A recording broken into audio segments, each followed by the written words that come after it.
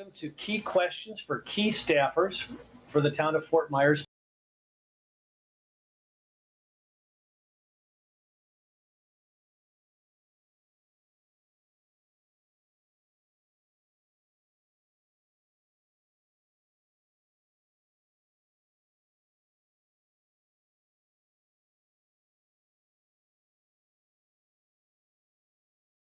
Get as much good information out to the public as we can. We're going to put this on all the Fort Myers Beach media platforms, but we also want to share this with our friends in the media, like Beach Talk Radio, the Beach Observer, the news press, local television stations. We also want to, for our friends on Facebook on Fort Myers Beach, so much good information has gotten out via Facebook. And if you see this episode and you think it's valuable, please post it on your Facebook page and share it with your friends and neighbors, because I think the more information we get out, we've got three of the sharpest minds here in the town with respect to building permits, zoning, planning, a lot of the questions that have been occurring on Fort Myers Beach. We've got the people here who are on the front lines who are handling these questions. Abraham Lincoln once said, "Let the people know the facts and the country will be saved." And this is a small attempt to try to address those issues and get as much information as we can out to the public so we can serve the public more effectively. So I'm going to have these three gentlemen introduce themselves, tell us your title, and just a brief synopsis of what your area of jurisdiction is with the town of Fort Myers Beach. Jason, go ahead. Absolutely. My name's Jason Smalley. I'm the town's senior planner. And as a senior planner, I'm responsible to look at site plans, essentially where your home is on your lot. You could say I'm concerned with the horizontal more than anything else. Do you have the proper setbacks? And is the house placed on the property correctly? Very good. Stephen Poposky. I'm the Assistant Community Development Director and Building Official for the town. I'm responsible for the administration and enforcement of the Florida Building Code and other construction-related codes that have been adopted by the town. Thank you, Stephen. Jason Green, working with community development, directing the community development side, primarily responsible for land use and zoning, supporting the building department from the zoning side, and floodplain management. Gentlemen, I want to start today just so people can find this information as easily accessible as possible. I want to work under the premise that each of you, and this may be true, but just let's imagine you own a home on Fort Myers Beach that's a ground level home that was affected by the storm surge and the wind, and was obviously heavily impacted. And you are now just being allowed to return to the island. And I want to go by step. What would you do if this was your home and you were in the situation that many are facing here in Fort Myers Beach? Let's start from the very beginning, and we'll get into the 50% rule, but I want to start from the very beginning so we can give a step-by-step advice to people as they wrestle with these very challenging circumstances.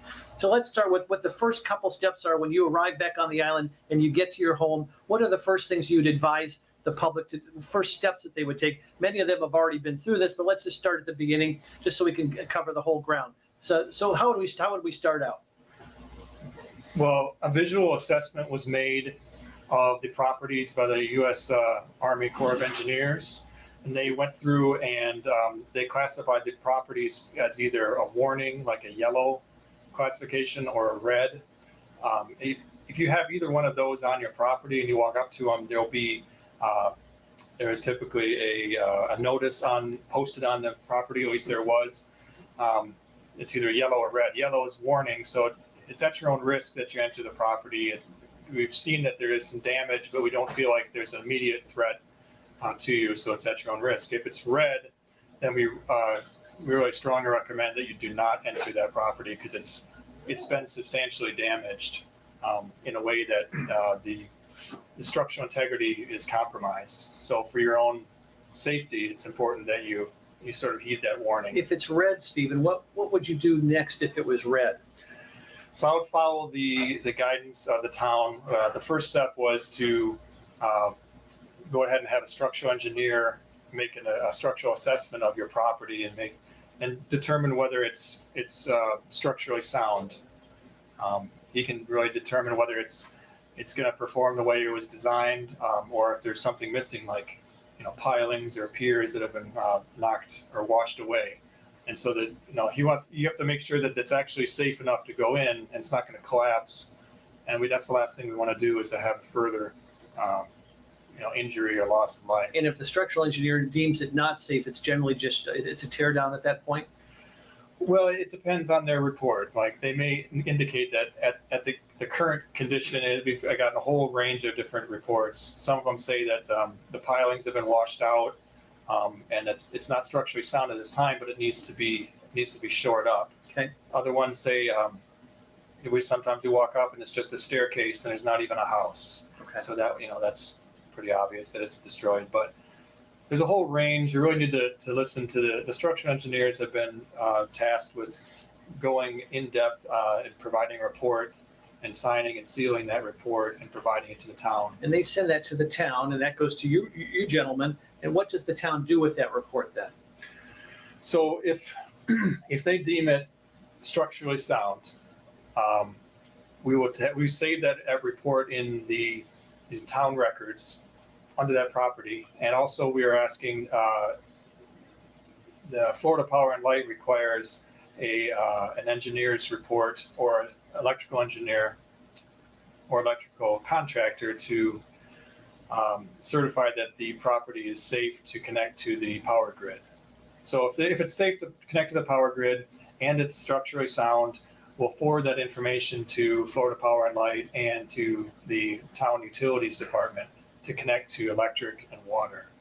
And so I'm successful. I've got my structural engineer report in. I've got my electrician's report into the town. I get my power turned on. The town, I'm hoping to have Christy Corey on soon, talk about water, but my water gets turned on. And then you've obviously got a mess on your hands because you've been through this massive storm surge. What's next? Well, you really have to look at your particular circumstances. The properties that were elevated and sort of built more recently under the Florida Building Code, they really performed pretty well overall. They were away from the floodwaters, so they didn't get damaged as extensively as the older properties. So depending on your situation, you're going to have to really determine whether you want to try to save the structure or not.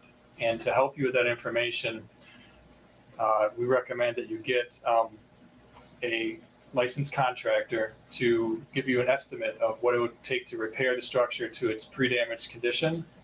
They're going to itemize the costs. They're going to tell you what it's going to, maybe you need new electric, you need some plumbing, you need walls, drywall, trim, cabinets, whatever it may be. They're going to itemize all that information and provide you with a quote and tell you how much it's going to cost.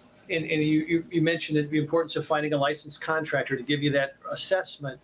What about all the mess? Should I get in there and start cleaning it up? Do I need a permit to do that? What about that next step? Or should I wait for a licensed contractor to do that? Let's say I've got friends and family that want to help me come in and at least clean it up, tear off the drywall. Would you do that? How would you proceed? Yeah, I mean, it's a case-by-case basis, and you're going to have to, we really recommend that you follow the structural engineers, their recommendations. I mean, if they're telling you that it's not safe, we don't want you going in there. I mean, it's not the place.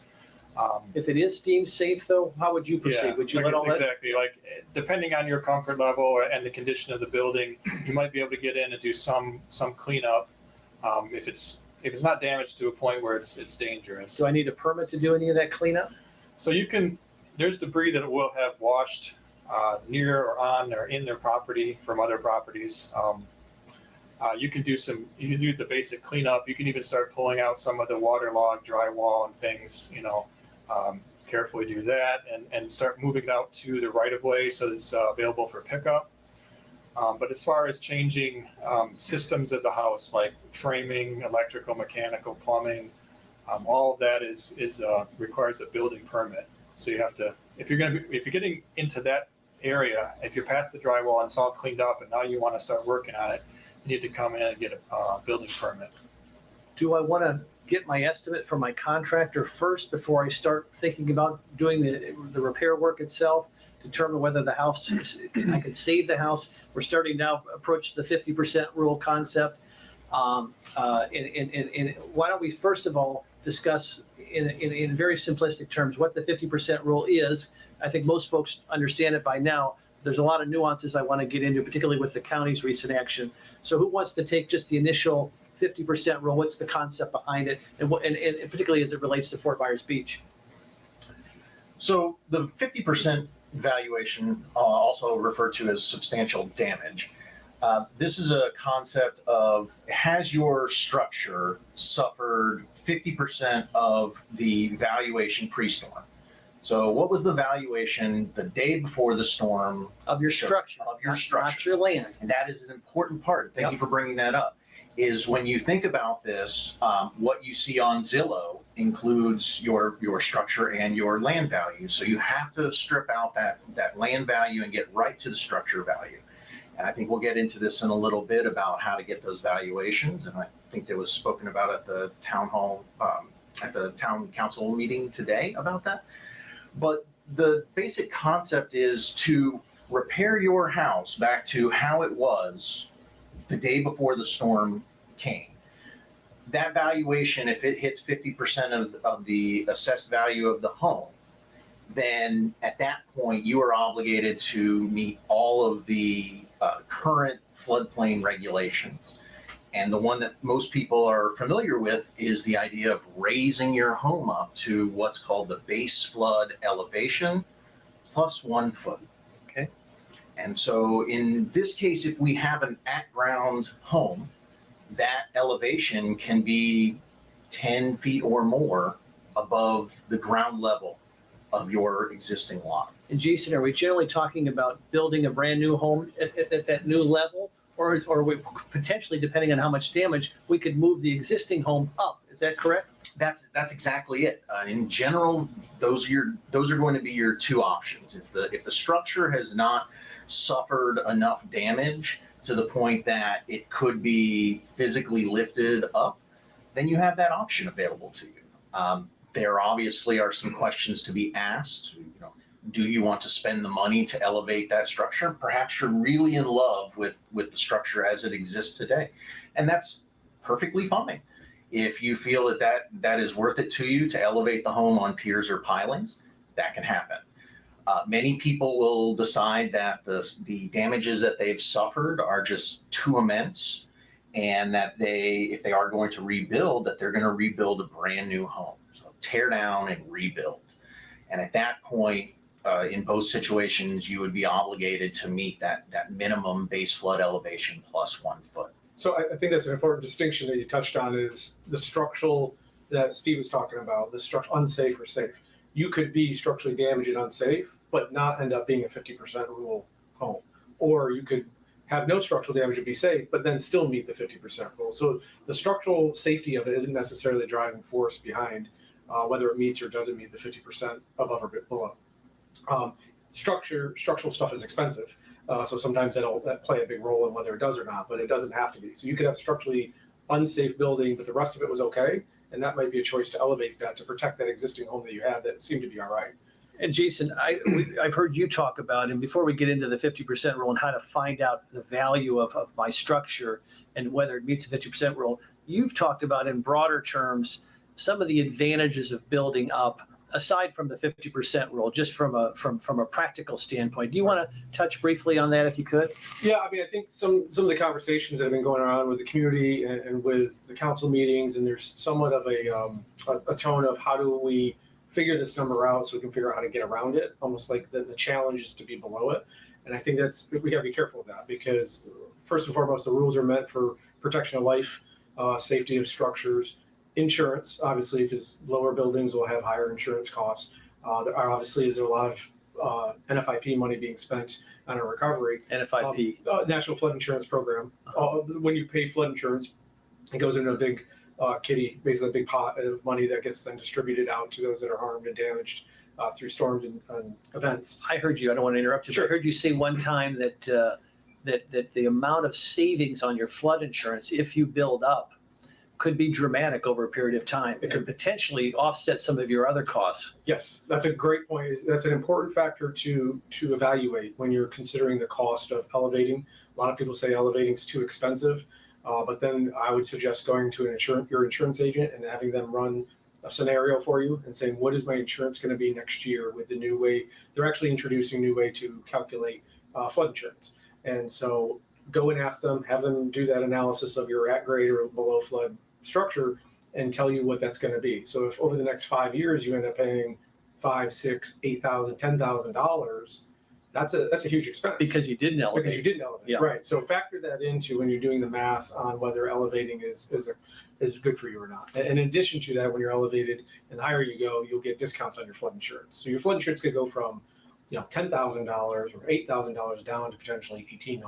And I'm not a realtor, but I would assume after a massive hurricane like this, if you're looking to sell your home, those folks who have a higher home and a safer home, your resale value might go up a little bit, considering everybody's memory is fresh about what happened with the storm surge. Correct. Plus the cost of insurance when you transfer property. So if you had a continuation of insurance, sometimes you can keep that number lower, but once you sell it and there's a new owner, that'll generally go up. So that adds to the cost of the sale. So if you let's say you choose not to elevate and you fix your home and then you apply for flood insurance, it's going to go up, but it's not going to go up as dramatically because you've had it previously. But if you were to sell your home, that new owner wouldn't have that grandfather status, and their flood insurance premiums could be very high, which may discourage them from buying your home. Is that correct? Yeah. I think that's a fair assessment. And we're seeing, and I've heard people talk about $10,000 for a single family home.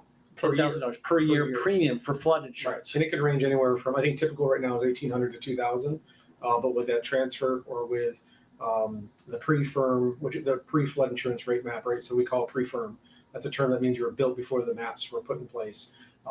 We're seeing those numbers skyrocket, and primarily because of the way they're doing the math on the insurance now. So flood insurance rates are going to skyrocket. So one of the ways to try to address that issue is just by building up so your rates would be lower regardless of what happens. Correct. And so the town does a good job of implementing the community rating system, which is an option program for us to participate in. We've tried really hard to get our rating very high or low. It's a 5 out of 10, the 1 being the best. And so that 5 gets us every policyholder a 25% discount.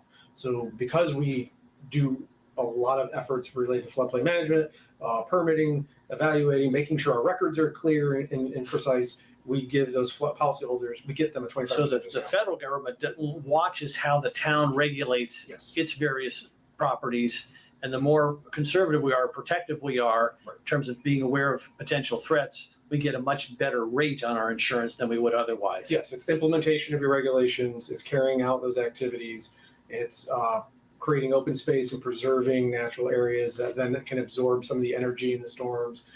It's a lot of different, it's codes and regulations. If you have a higher standard, you get bonus points for that. So all that adds up to a rating. And so for the last year and a half, I think we've had a 5. And that's pretty good. That's pretty good. Yeah. That's very good. Yep. And so just before we get to the 50% rule, if I did build up, what can I put on my first floor? What's allowed under in Fort Myers Beach? What can you do with your first floor area? Spa. Well, Yes. it depends, right? That's the thing. It's usually the answer to those questions is it depends. And the reason why is there's different flood zones that you may be in. There's what's called an A zone. Anything that starts with the letter A. There's a coastal A zone, which is a little more risky. And then there's a V zone, anything that starts with V. There's also the elevation of your property. So if your existing house that's already there is in an A zone, there's certain rules for A zone as far as what you can put below your property and what the characteristics of the walls that you may put down there are, flood vents, and without getting too complicated. How would I know what zone I'm in? Yeah, so on the website we have you can contact us. We can actually answer that question, or on the website you can actually pull up the flood map and you can find your house on it, and you can see right next to it. It shows, it may say AE 11, which would mean that your first floor elevation, lowest floor elevation of your house needs to be at least 12 foot. So that's base flood elevation of 11 plus 1 foot of freeboard, which is a sort of a safety factor that's built into the Florida Building Code. So if it says AE 11, you need to be at 12 feet. And this is something. What's the most common on Fort Myers Beach, or is there such a thing as common on Fort Myers Beach? I would say it's well, it depends. So the A zones probably range between 9 and 14. Let's say you're in the A zone. What can I do with my first floor if I build up? Well, I mean, the use, so the A and the V, as Steve was talking about, determines how you construct what type of techniques used to build the structure. But its rule of thumb is, I mentioned SPA, which is storage, parking, and access. Storage, parking, and access. Those are the Okay. three primary things that you can do below base flood. You can't build units, you can't build residences in habitable space, and for residential.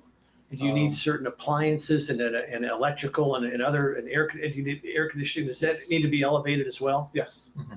And again, all that goes back to safety, So the only thing, insurance, Yeah. and honestly, and I've been telling the people this is, the goal is to get you back in your house as soon as possible after a storm. so the only thing on the first floor spa is storage, Parking parking, and access. and access. For residential.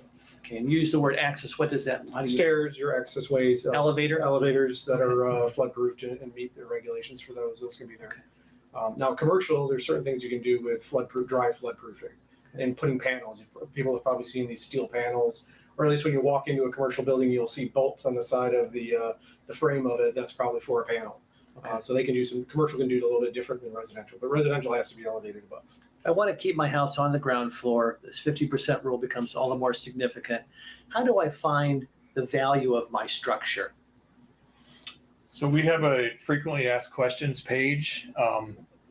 There's two different ways. I'll try to keep it simple, but so you either use the Lee County Property Appraiser's valuation. They have, for each property, they have a building value. And this frequently asked questions page, it'll say with pictures and explanation of how to get to that figure Okay. on lipa.org on the web. I hear LEPA a lot. What does LEPA stand for? Lee County Property Appraiser's Office. Okay. So they are responsible for putting a valuation to every property for tax purposes in the county. So that's one option, is to use that building valuation. You divide that by 2 to get this so-called 50% threshold, and that's your number. That's sort of your budget for repairs. If you can repair your building, your main structure, and no accessory structures are included, so just your main house, below that 50% threshold, then you don't sort of put into effect that 50% substantial, what's called substantial damage. So Stephen, if just by way of example, my structure is valued at $100,000. Theoretically, what we just talked about, I would have $50,000 to do the repairs necessary before I broke the 50% rule, which, by the way, 49,999. That's fair. And then, but that's a rule that's not imposed by Fort Myers Beach. This is a federal Right. law, correct? This is implemented by FEMA on the town. So it's not, the town doesn't have any discretion over it. This is what the FEMA folks have done to encourage folks to rebuild in a way that would not be prone to floods in the future. Is that a fair? Yes. That's the minimum Yeah. standard of the National Flood Insurance Program. So when people are upset about the 50% rule, it's that's the purpose of it, but their anger needs to be directed at the federal government, because we can't control that. That's right. Yeah, it's part of the National Flood Insurance Program in exchange for providing flood insurance. Yep. And which is required for all federally backed mortgages. So there's a benefit in return for the 50% Yeah. sort of difficult challenge. Yeah. They realize that, rising sea levels and living in coastal areas, there's a lot of risk factors, and they are making everyone that lives close to water pay more in flood insurance because they have higher risks. So we all pay more for flood insurance, but it's What's confusing everybody right now is this: my $100,000 example with 50,000 being 50%, which is my budget to do repairs. If I exceed that, I'm going to have to rebuild at the new federal levels. But what's confusing everybody is the town of Fort Myers Beach, I think very nicely allocated 50 for your $100,000, you get 50% plus 20%. So my math is terrible, but in essence, you'd be given an additional. Your $100,000 would be really $120,000 because of the 20% multiplier, and that would mean you'd have $60,000 to make repairs before you hit the 50% cap. Now, our friends in Lee County, based upon some direction from the state of Florida, and I'm guessing the federal government as well, has said, oh, those multipliers, can't have them. They just announced that this last few days. And then the implications was Fort Myers Beach could no longer do its 20% multiplier. And I found out this morning from Jason that that's not indeed the case. Could you guys explain a little bit why Fort Myers Yeah, Beach so- is allowed to continue to do its 20%? Well, I think what's getting confused is the difference between the market value that the property appraiser. Define market value. So the property appraiser has gone to the trouble of producing basically a letter for most of the properties in Fort Myers Beach, I think mostly residential properties, that defines and determines what the market value of This the is- structure This is what you'd see on their website in the Yeah, letter that you get. they added a special link and a letter, it looks like, Okay. to it. That wasn't previously there, but that is what the property appraiser is saying today's, or, October, whenever it was, market value of the structure on that property is X. Traditionally, what we do is we use what's called assessed value. And so we've been using, in our code, calls out assessed value plus 20%. Those two numbers are calculated differently. In theory, assessed value plus 20% gets you around market value. They went ahead and just published the market value, I guess maybe to make it simpler. So we can ultimately use either of those numbers. So our Because some properties won't have the letter. Some properties our don't. 20% multiplier is based upon a different number originally. The original number is the assessed value. Correct. You defined market value, define assessed value. What does that mean from a practical standpoint? So that's a property appraiser's terminology, and it's the way that they have created in part of the assessment for tax purposes what a value is. And so I don't know the formula behind what But is assessed. Lee County puts that number out, the assessed number, as well as the market value number. As of this storm, they started doing the market value. They didn't used to have the market. That's a value. newer thing. That's a newer Okay. thing, So they put out two numbers. So what we added, what we're utilizing for our 20% multiplier is the assessed value number that the Lee County's assessor's office used. Correct. What they announced in terms of no multipliers anymore was the market value. So that Correct. should not affect the people of Fort Myers Beach. Correct. So we have properties that call us and say, we don't have a market value that's been published recently for our structure. What do? Well, you use what we've always used, which is the assessed value plus 20%. That is really helpful because it's been very confusing It is. with the county and the state have been talking about. I don't, Well, what not happened intentionally, was, but yeah. I think some of these jurisdictions, including ourselves, were investigating market value plus a number. And that's where I think some of their feedback from FEMA and FDM was, you can't do market value and a percentage. It's either market value, and then essentially most of our codes across the state have assessed value plus a number.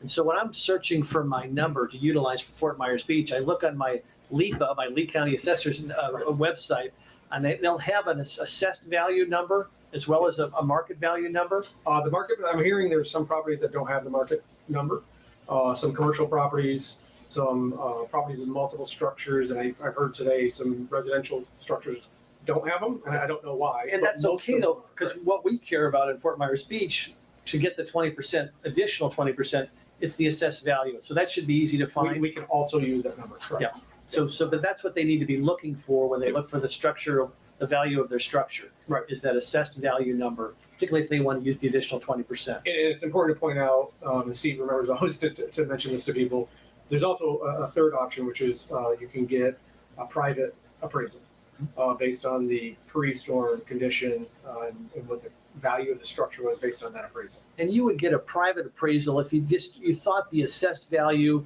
was just not, something was off. Sure. You didn't feel comfortable with it.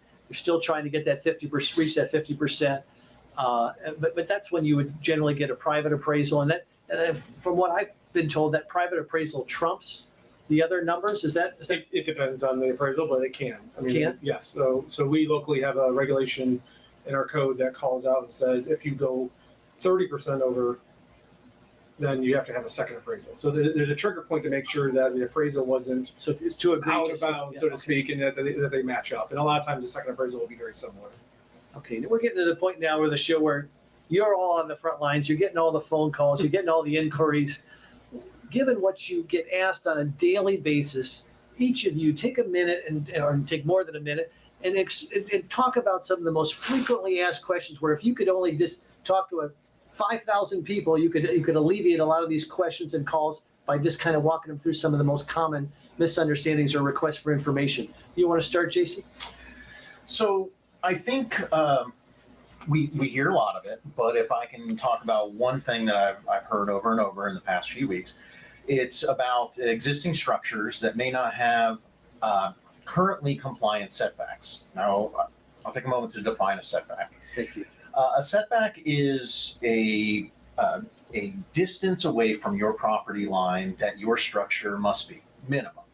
So obviously, if you have a neighbor, you don't want them right up on the line, as they wouldn't want you right up on the line with them. Nobody wants to wake up and their neighbors may be fine, but they don't want to see them that close.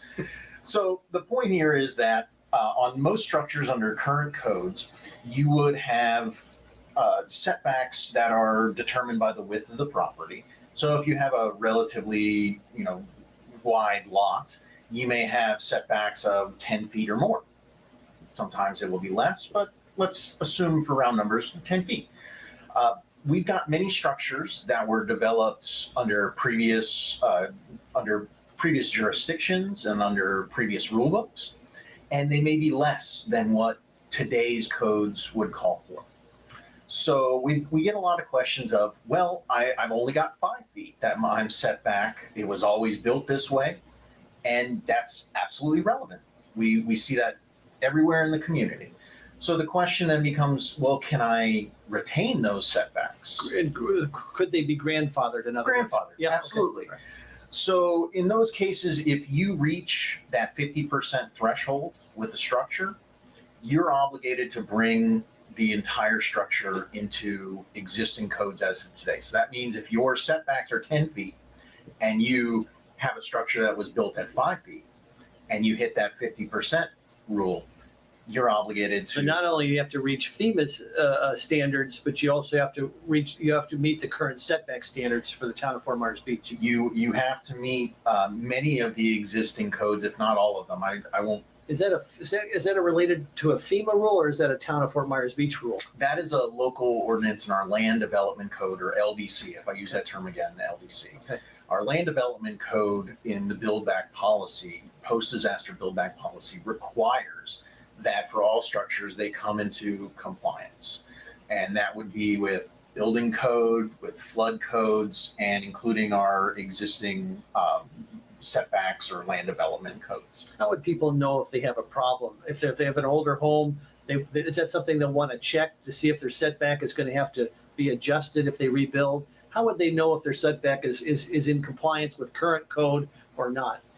That could be a little bit of a tough thing to ascertain. If your structure is relatively old, if it's a 1960s build, for instance, we would generally be looking for some sort of survey that's been done.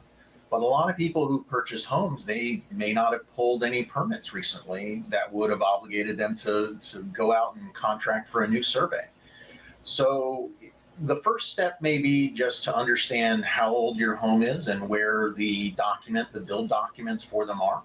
In a lot of these cases, for instance, in the 1960 home scenario, those documents would be with Lee County. And Lee County's records room, they're really good in many senses, but over the years, there have been some gaps in their knowledge. They've lost some documents, or they've been. Is there a specific division in Lee County? So you can go to the planning and zoning division and their records room and put in an actual records request. Okay. And I believe that we have some contact information for somebody to request those documents. But I think what I want to just express is that don't be surprised if some of those documents don't exist. And it may be in your best interest to start thinking about, if you don't know how far your house is set off of your property lines, that during this whole process, you may need to get a new survey if these questions exist and we can't find those documents. So it may be an issue where you have to go out and contract with a surveyor, and the surveyor may take weeks or many weeks, oftentimes. This would be something. Would this be part of my process as I'm looking for a contractor, and would the surveyor know what the obviously they know what the setback is back when it comes up with part of their survey, but they'll know what the current Fort Myers Beach requirements are. They'd be able to tell you you've got a challenge here. Well, I mean, I think it's important. Yes and no. I mean, the surveyor may not know the exact what's required, but they can obviously document what you have. Okay. And that's important. But I think it's important to point out that I don't think in most cases, it's going to be a penalty to have to meet the current setbacks. It's very rare that we see somebody was at, instead of 10 feet, they're at 5 feet, and it means they can't meet the 10 feet. It usually means you had 5 on one, but maybe 15 or 20 on the other side. Oh, okay. So the reality is coming into compliance doesn't mean that you're going to lose something. There will be a handful of cases where maybe you can't fit what you had as far as footprint of building within the current setbacks. And there's some provisions that we can administratively work with. There's some avenues to go to the council or the LPA. There's other avenues to be able to resolve and solve some of those issues that are going to probably be just a handful of cases, to be honest with you. Right. Anything else that you get a lot of questions about that you want to convey to our audience today?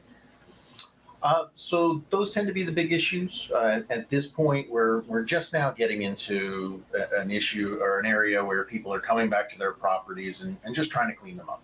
So I would say that's the biggest issue, but please contact us if you have questions. We can sort of, as Jason so eloquently put, add some nuance to this and help you figure out, what would you need to do after today. We know where your house is. We know, what in general, what state it's in after the storm, and we can kind of give you some ideas to help plan for whether or not it makes sense to try and rebuild in the existing footprint or tear down and build something new under existing codes. Very good. Thank you. Stephen, your most frequently asked question that you just love if you got a group of 100 people in front of you, or I think with this audience, we might have a couple thousand in front of us. You want to share with the public? Well, I think it's tough to narrow it down. I get a little bit of everything. So as I've been answering questions over the last many weeks, I've prepared a lot of documents, and as I answer questions, I add them to sort of a frequently asked questions sort of documents. And we have several now. How would the public find those? They're in the building services page, or if you go right to the fmbgov.com, the announcements a lot of times point right to those. So those are really helpful. If you can, read those. So our untech savvy friends, town's website, and then when I get on the town's website, I look for what? Building services. Is that one of the little sand dollars? Yep, it's Okay. it's like a dark blue sand dollar on the right side of the screen. So I click that, and then what happens then? So there's some links there. There's one called the 50% rural page, and it has our own 50% rural FAQ, frequently asked questions document. It has FEMA's version of that document, which is also excellent. It even has the substantial improvement, substantial damage desk reference, which is 176 pages, everything you ever wanted to know about the 50% rule if you need to go further into it. I would go in that order.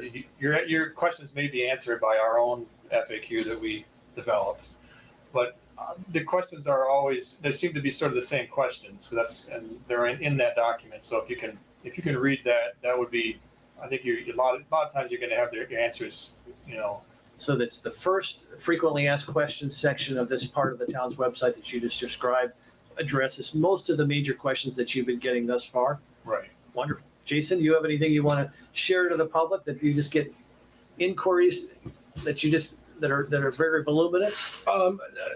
Yeah, maybe a little bit. I think more of a commentary because we are getting the same questions. You can kind of tell where we are in the range of recovery based on the questions. And I think right now people are in this planning mode. They're in this, initially it was kind of hurry up to recover and repair something, and realizing why am I spending money at something that may not be worth saving. And then of course there's insurance. We actually have people trying to get lower valuations because they want to be above 50% so they can trigger some insurance items that don't kick in until you're substantial damage. So it's a very unique situation, case by case, lot by lot, unfortunately. But I think really is assure people that, it feels like this takes forever. We're very much in a normal timeline. Recovery takes a long time, unfortunately. I encourage them to just do it pragmatically, go in the order of events, try to figure out the best choice for you. We'll work with you and answer questions, make the best choices, and then move forward. One of the things I like to ask, the most common things that people can do where they don't need a permit. Who wants to take that one? So there are a few things. Like I said, I mentioned them previously. On one of the first days back from the storm, we developed a list. It's very similar to Lee County's list. And that's on the town's website as well? Yes. There's a list of things that you don't, that you don't need a permit for on the town's website. Yeah, right on the building services page, if you click on that and you scroll down, What are the There's- most common ones that it's there's a misunderstanding about? you could tarp your roof. You don't need a permit to tarp your roof. Go ahead and get it protected. Protect yourself against further water intrusion into your house. You can start pulling out some waterlogged drywall. You can remove any kind of debris from in or around or on your property. You could even temporarily shore up a house if you need to, because you're not going to be able to get a contractor out tomorrow to fix it. And if you can save your house from collapsing, if somebody can do that, we're all for that. There's a list of about 8 to 10 different things. What are the most serious things that people will attempt to do themselves where the state, I want to make sure I emphasize, these permits are often required by state law. It's not like the Fort Myers Beach is trying to make your life difficult. So what are the most common things where people get into where they really should have gotten a permit and then they get crossways? I think that anything that requires a contractor license, for example, electrical work, plumbing, mechanical, especially electrical, any kind of framing, you have the right as an owner in Florida to do what's called an owner builder permit. You have a right to do that. It's not really recommended that you do. We like to. It may save you a little money, but it also you also expose yourself to some liability there, because you are in effect the general contractor. So you can pull a permit as an owner builder, but if someone is injured on your property, you hopefully you have insurance for that, because you're responsible for that. If the project wasn't done correctly and someone gets hurt later on, if you sell the house and you did the electrical and you didn't wire it correctly, somehow it got through, you would be responsible, liable for that work, because you were the contractor. But you couldn't do the electrical unless you were a licensed electrician, all right? You can do it and only one exception is if you're an owner builder. If you're going to live in the house and you're not going to rent it or sell it for at least a year after you get done with construction, you can act as an owner builder. And the owner builder allows them to do things like plumbing and electricity? Yes, for your own house only. And you don't need any special license to do it? No. You just You can do it yourself, but it's like I said, they allow you. It's an exemption in the Florida statutes, but it's not. We really don't. I never recommend it. It doesn't exempt you from all the consequences if it's not done correctly. To yourself or later on. Yes, right. If your plumbing doesn't work when you're living in it, it's only you to blame. So it's you have the right to do it, but it's you have to really seriously consider the ramifications of if you don't know what you're doing, and if you could potentially be exposing yourself to liability. Very helpful. So keep in mind though, with the permits, like Steve was talking about, the list of items that don't require a permit, they're still subject to the 50% evaluation. So what we don't want to see is people start doing what they think are minor repairs, and it snowballs and it becomes drywall, then cabinets, and all of a sudden plumbing, and next thing you know, they're over the 50% rule. And we don't want to have to deal with down the road a year or 2 years from now having to deal with that issue. And like everybody to know those numbers. When you up say front. deal with that issue down the road, it sounds like FEMA actually will come in and potentially audit a property and audit the repairs to see if it was done appropriately with a 50% rule. And if it's not, there would be repercussions. Is that what happens? Yeah, so we get what's called psycho visits, and we get evaluated on how. You say psycho or cycle? Depends on which side you're on. And so their auditors come in and evaluate how we're implementing our own regulations, adopted regulations, and the minimum standards that the FEMA regs, CFR Congress, right, adopted these regulations. So that part of it, yes, we have to meet at minimum those standards. And that's where we were mentioning before, the risk of the town not doing their job is being suspended from that National Flood Insurance Program. But in addition, it sounds like FEMA could actually come in and insist that the property that was done inappropriately could actually be torn down or. So what happens is generally they require the community to then enforce. Okay. And then go, whether it's require the homeowner to elevate or do take out repairs or things of that nature. And then what happens after that is if they refuse, that property can essentially, I don't want to call it blackballed, but it can be labeled as one that cannot get insurance in the future. So it's your house. You're trying to get an assessment from a contractor as to what the cost would be to repair. Mm-hmm. What if you got to get? Do you have to get 10 contractors and add it all up, or what's the smart way to do that? What would you guys advise, given your backgrounds? You could you can have a general contractor, he's going to have subcontractors. So a certified general contractor will hire, electrical contractor, plumbing, mechanical, and then he will assemble all the bid together and give you a dollar figure of what it will be to fix up the whole house to the way it was before the storm. That's going to be the easiest way. You should probably get a few different bids. I always recommend you get at least 3. Okay. It's going to be tough because everybody's in the same boat, but And you have to build it back to the same standard. Is it? I keep hearing that kind of conversation. that's how the 50% rule is calculated. So you have to build it back to its pre-damaged condition. Okay. If you're thinking about adding on or improving it beyond that, that will also be added into the 50%, what's called substantial improvement, which is the same calculation. It's just But you also everything. can't remove a bathroom in order to cut costs and standard. Right. It's got to be the same way it was before. Right. Yeah, you have to have a habitable structure. It has to be functional. It has to have the components that you had before. Yes. We're getting just as many people asking about that. They feel like their property is substantially damaged, and we're getting just as many people that ask, just as many that are asking, like, how do I? They're concerned about going over 50%. We have just as many going over it, and they're looking for a letter from us saying that it's been substantially damaged because it's clear that it has been. And when they get that letter from us, they can forward that to their insurance carrier, and then they can qualify for some other programs. One of them is called increased cost of compliance. And if you had flood insurance on your property and you are substantially damaged, then you can qualify for up to $30,000 in assistance from the federal government to help pay for those costs, like elevating the structure or demolishing or whatever it may And be. you do that through your own insurance company, or you do that through Right. FEMA? Right through your insurance company is the carrier for your coverage. So So once it's part of your flood insurance. Okay, so Yeah. once you find out that you're going to potentially exceed the 50% rule, you ought to look to that vehicle to try to get some additional help. Right. Yeah, we have that as part of our frequently asked questions. It tells you the email address. You just send it into building permits at fmbgov.com. We will look at it.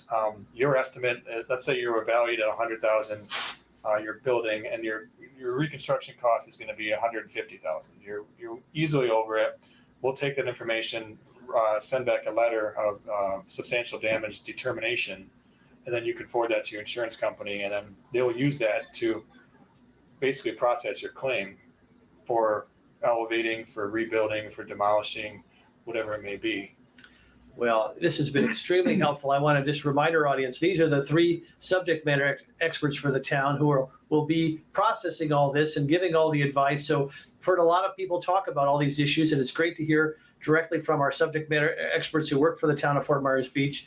I'd like just briefly for you just to talk a little bit about your background and how you got to Fort Myers Beach. Jason, you want to start before we close? Yeah, absolutely. So I graduated from Florida State University with my master's in urban and regional planning.